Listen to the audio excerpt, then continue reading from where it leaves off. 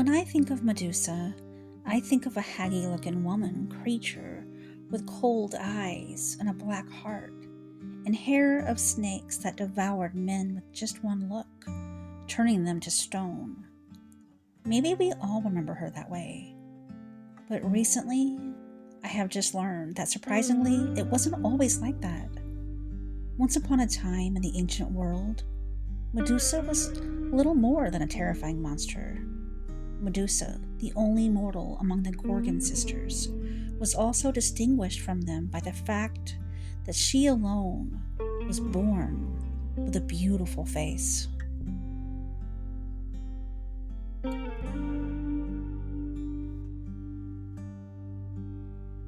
Ovid especially praises the glory of her hair, the most wonderful of all her beauty. The story of Medusa has instilled fear ever since it was heard for the first time. There have been different variations of the story, but none has failed to terrify men more than the ones that involved her turning the men that glanced upon her into stone. Let me tell you about the origin and the meaning of Medusa.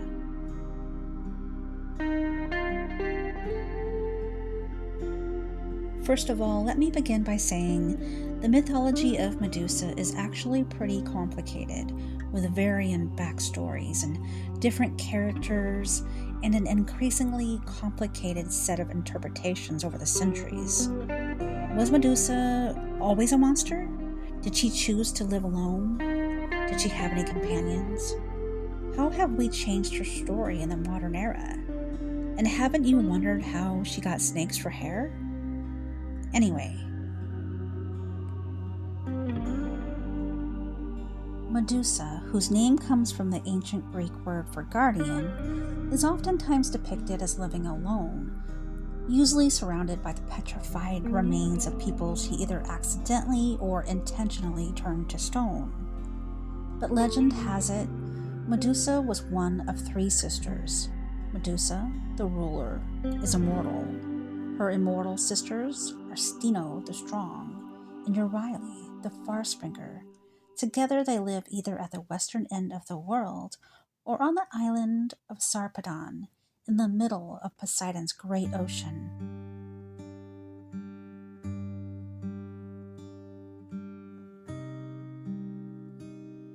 They all share Medusa's snake-like locks and her power to turn men to stone.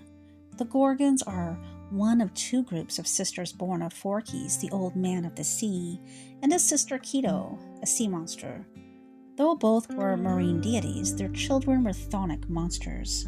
The other group of sisters is the Graeae, born with gray hair, Hesperides, and Scylla, who share one tooth and one eye, which they pass between them. The Graeae plays a role in Medusa's myth.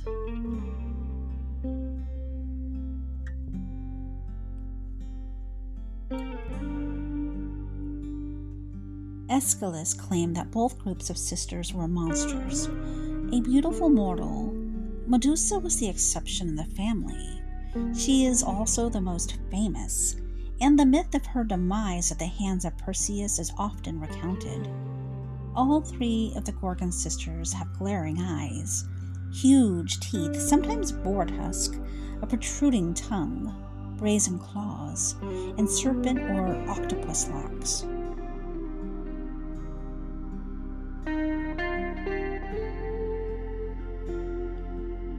Their frightful aspect turned men to stone. The other sisters have only minor roles in Greek mythology, while the Medusa story is told many times by many different Greek and Roman writers. In the times before Medusa was a hideous monster who turned men into stone, she was a beautiful woman and a priestess to Athena, the goddess of wisdom and warfare. Her beauty was praised by mortals and gods throughout her life. She spent her happy childhood pretending to be the powerful and beautiful Athena.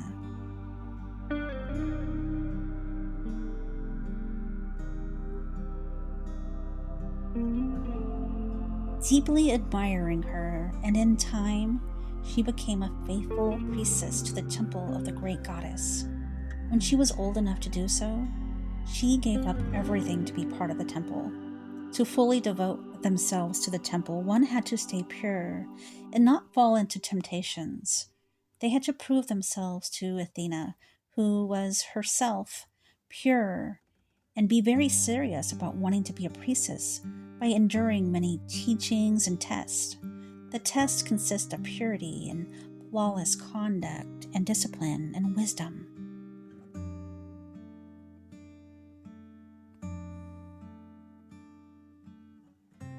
Medusa achieved her lifelong dream and became the perfect priestess. Medusa became known and respected highly for her conduct and discipline as a priestess, and over the years gaining fame among the devotees who attended the temple of Athena.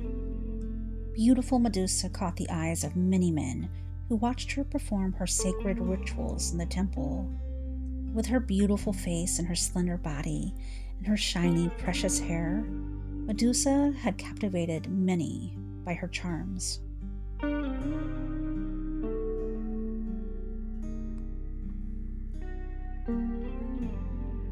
The admirers knew the beauty would never reciprocate, so she was admired from afar.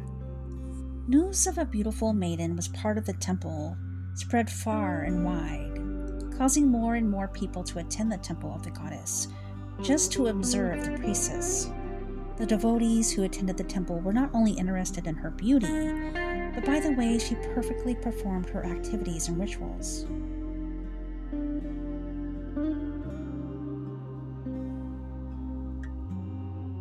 Athena watched from afar as thousands flocked to the temple devoted to her. Seeing many call out to the beautiful priestess made the goddess jealous, but she knew it wasn't Medusa's fault, and Athena didn't want to upset her devotees. So she just admired the flock that she knew were brought in by her respected priestess.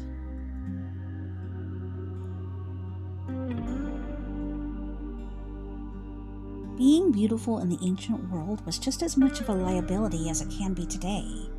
In Medusa's case, the incredibly powerful god of the sea, Poseidon, came to call.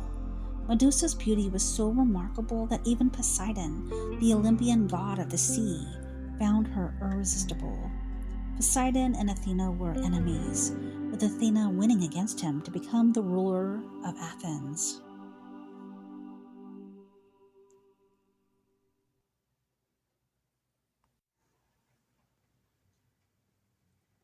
Poseidon had a hunger for revenge for Athena, and so he advised a plan.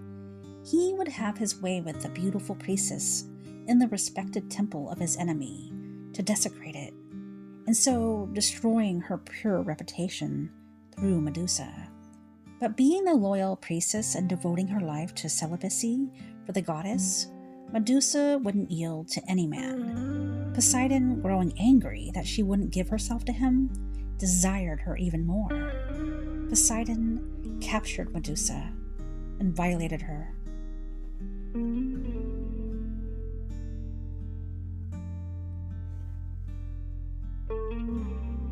Medusa was devastated. Athena, the eternal virgin, was shocked and angry by what had happened inside her hallowed halls. Athena shielded her eyes from the desecration and waited for the god to leave. She could not punish him for him being of higher rank than her. Only Zeus could.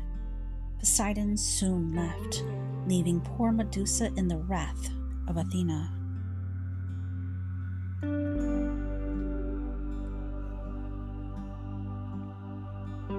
Athena blamed Medusa, saying because of her beauty and her vanity that it caused men to harass her. After hearing the harsh words of the goddess, Medusa felt ashamed and guilty. Athena could not control her fury against Medusa. She decided to punish her forever.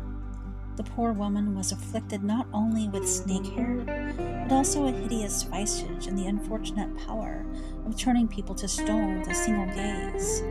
And Poseidon, it seems, was free to go off on his own way, mindless of the suffering he had caused.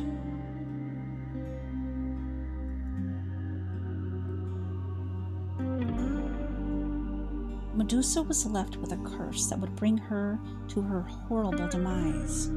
When her best friend Ithacles found her, she told him to go away. She didn't want him to see her in this form. After getting too close, he touched her arm. He was then bit by Medusa's hair. Shocked, she stood and looked Ithacles straight in the eyes, turning him to stone. Confused and devastated at what she had just done, Medusa cried hysterically. Many that saw her would scream and mock her horrible appearance. In return, she turned them to stone statues.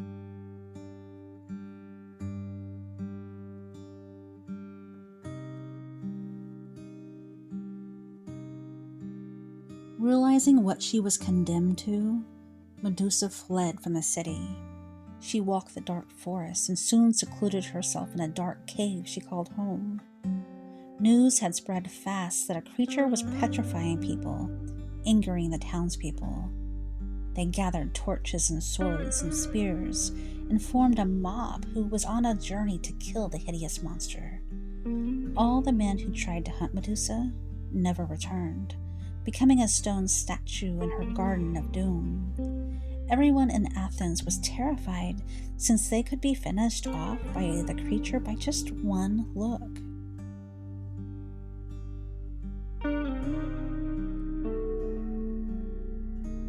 Medusa, soon realizing that she was to be destroyed, fled to a nearby town that no one had used for ages.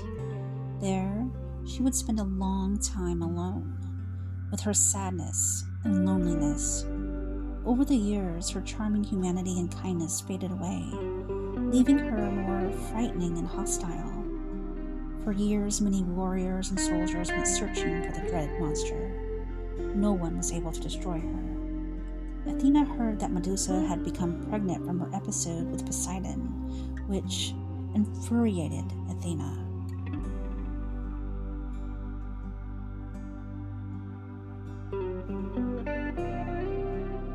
Athena called upon the son of Zeus, Perseus, one of the greatest heroes of Greek mythology, to assassinate Medusa. She would equip him well in his quest with her bronze shield. He was also sent with a sharp sword, a helmet borrowed from Hades, and shoes with wings borrowed from Hermes, and a bag to carry out the prize if he succeeded in his task. He was well prepared, making it a better outcome, hopefully, as the many others who tried to slay the fearsome Medusa.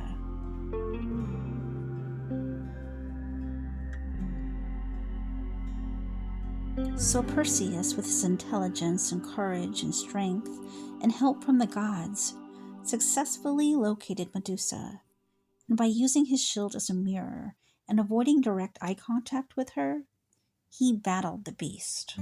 The helmet of invisibility also helped him avoid the other angry Gorgons. Much of the ancient Greek mythology tends to focus on the exploits of adventurous young men who are set on becoming world-renowned heroes. But as many myths dictate, a man needs to first prove himself before he can be considered a hero.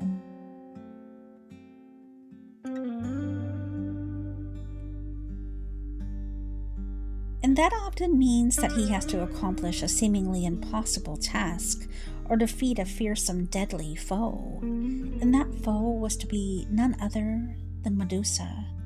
Using his sharp sword, he decapitated Medusa. Her last scream in death awoke her sisters who chased Perseus. He made himself invisible with a helmet and used the shoes to fly out of the Gorgon's grasp, but not before grabbing up the prize of Medusa's head.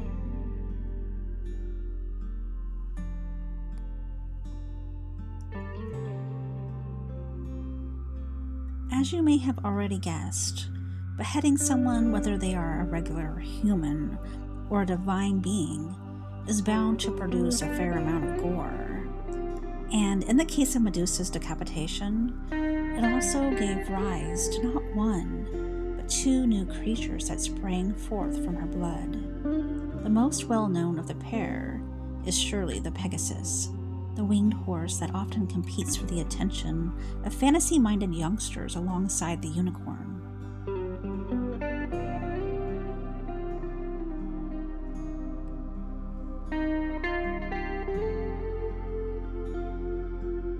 horse was actually the product of Medusa's encounter with Poseidon, the sea god, also being the deity of horses in ancient Greece.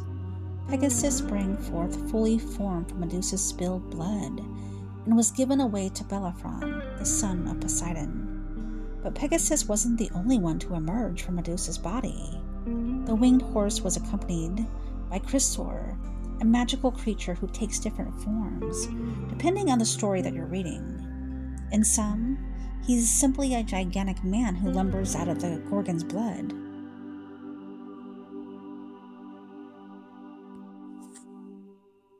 But other legends claim that he was actually a boar sporting a set of wings, though no one seemed quite as enamored of him as they were of the more television-ready Pegasus.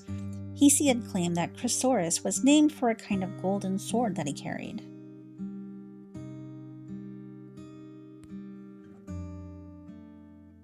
Even after her beheading, Medusa's head was still powerful. Perseus used her severed head as a powerful weapon to slay the sea monster Cetus.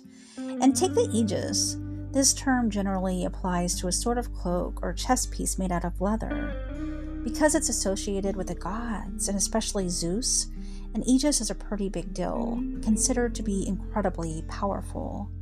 It's no wonder that Athena wears one of her own. The goddess's special twist on the Aegis look was to place the decapitated head of Medusa right there in the middle of her Aegis. It's said that Perseus, done with his quest and wanting to prove his bravery, gave the head of the monstrous Medusa to Athena as a gift. The goddess apparently was really into it, and the frightful head of Medusa was used as an intimidating emblem on Athena's gear and statues of the goddesses for centuries to come.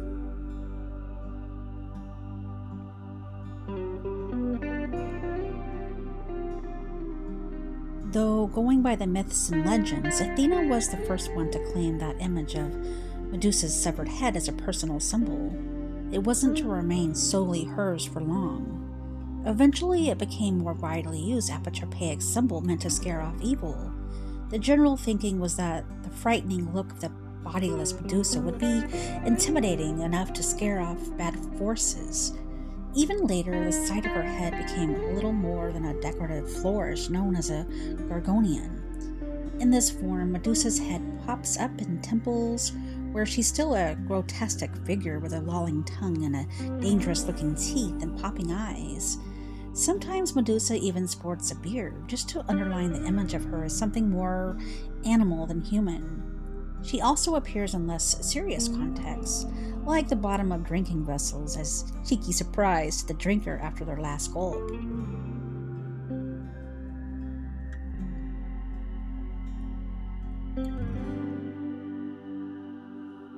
In conclusion, the beheading of Medusa can be seen as symbolic of silencing powerful women who voice their sentiments. As this article from The Atlantic puts it, in Western culture, strong women have historically been imagined as threats requiring male conquest and control.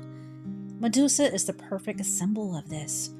Medusa has been stigmatized and has been unjustifiably blamed for the consequences of male lust. She was unfairly blamed for provoking a god with her beauty.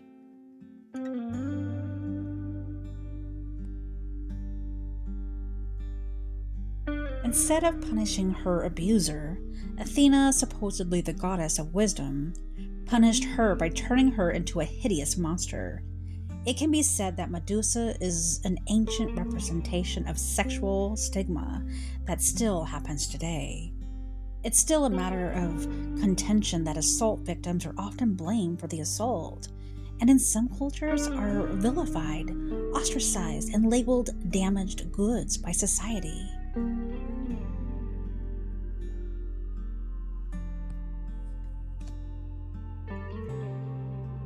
Medusa is the archetypal femme fatale. She symbolizes death, violence, and erotic desire. Once an enthralling beauty, she was turned into a monstrosity after she was assaulted by a god. Such is her beauty that even powerful men couldn't resist her charms. She can be equally enchanting and dangerous, and in some cases, fatal.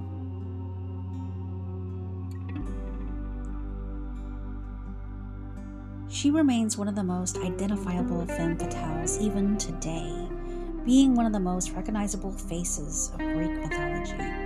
Medusa has been extensively represented in modern and ancient art. Her face is also ubiquitous in the covers of mythology books, especially Bullfinch's and Edith Hamilton's. She and her sisters have also been mentioned in one of the most famous works of literature of our time, A Tale of Two Cities by Charles Dickens.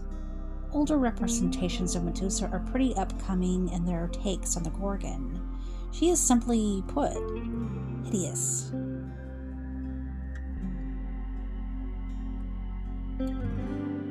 Some of the earliest representations of her are intentionally off-putting, with a tusk, bearded, pop-eyed Medusa glaring out at viewers. But even the ancients couldn't resist delving into the other side of Medusa's story, where she is a beautiful woman who, by choice or accident, is forced into a situation that isolates her from the rest of a society.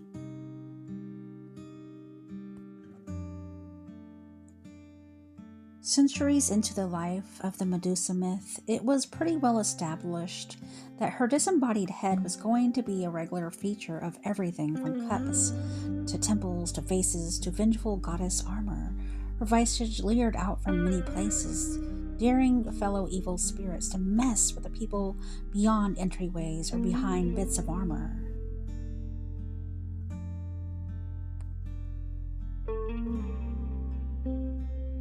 It may have all seemed very set in stone. No offense to those who were actually turned into stone by Medusa herself. Medusa continued to be a common motif in later art periods, including the European Renaissance. Big-name artists like Leonardo da Vinci and Caravaggio painted Medusa, with Caravaggio's fully snake-haired Medusa acting as the inspiration for modern depictions of the Gorgon.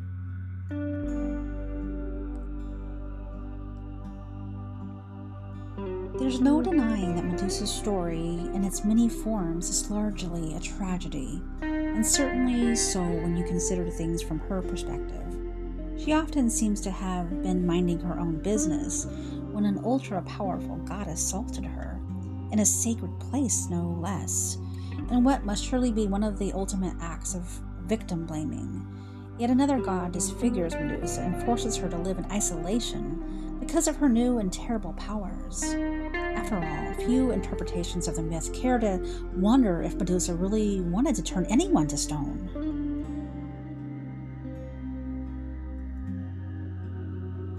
The whole story has only gotten more complicated over the years, as Medusa has become a symbol for the oftentimes attractive and powerful women who must be contained and silenced at all cost. Modern, powerful women have proudly worn a head full of snakes to depict powers, sexuality, and the acknowledgement of their emerging role in society and politics. Some of the most famous female names that have been associated with the image of Medusa include Rihanna, Oprah Winfrey, and Condoleezza Rice.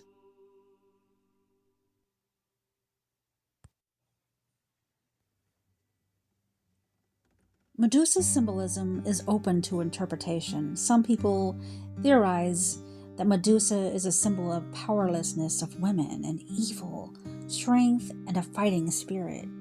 Many women get a tattoo of Medusa representing her as a protective symbol, due to her ability to blot out those against her with a single glance. A graceful and powerful tattoo, the Medusa has been transformed from its mythological roots into an iconic symbol of female strength. Medusa tattoos also represent protection, women's empowerment, and determination.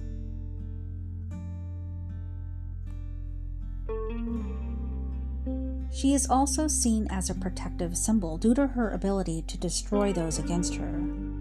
Medusa's head has been put on logos and coins because Medusa represents power and the ability to destroy one's enemies. She's often viewed as a strong figure. Her head is viewed as a protective symbol and was even used by the French Revolution as a symbol of French liberation and freedom.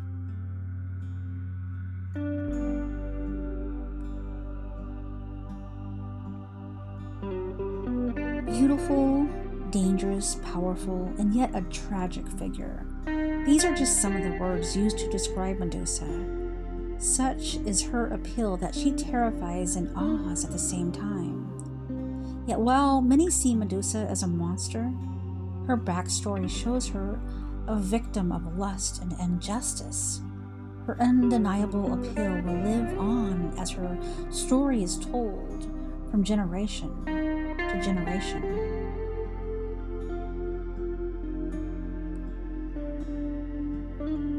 Thank you all for joining me and watching. If you liked this video, please leave me a comment. Please leave me a comment. I love my comments. And please share galore. Thank you all for being here, and I'll see you guys next time for another mythical creature. Thank you guys again.